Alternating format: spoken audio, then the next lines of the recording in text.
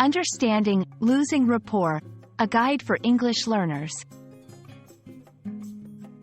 Hello everyone. Today, we're going to explore an interesting English phrase, losing rapport. This phrase is essential in both personal and professional communication. So, let's dive in and understand what it means and how to use it effectively. Losing rapport refers to the breakdown of a harmonious and understanding relationship between people. Rapport is the feeling of being in sync or connected with someone. When you lose rapport, this connection weakens or disappears. It's like losing the harmony in a beautiful piece of music. We'll explore why this happens and its effects.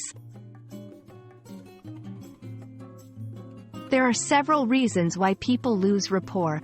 It could be due to misunderstandings, conflicting interests, or poor communication. Sometimes, even cultural differences or personal issues can lead to losing rapport. Recognizing these causes helps us prevent or address the issue. To understand this concept better, let's look at some examples. Work scenario: after the disagreement in the meeting, I felt we were losing rapport with our client. Personal relationship: when they stopped sharing their thoughts, they started losing rapport with each other.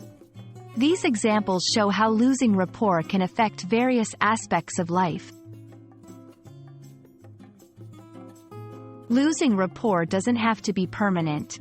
You can rebuild it through effective communication, empathy, and finding common ground. It's about re-establishing that connection and understanding. Remember, losing rapport is a part of human interactions, but it's not the end. With the right approach, you can rebuild and strengthen relationships. I hope this video helps you better understand and use the phrase, losing rapport, in your English conversations. Thanks for watching, and see you in the next video.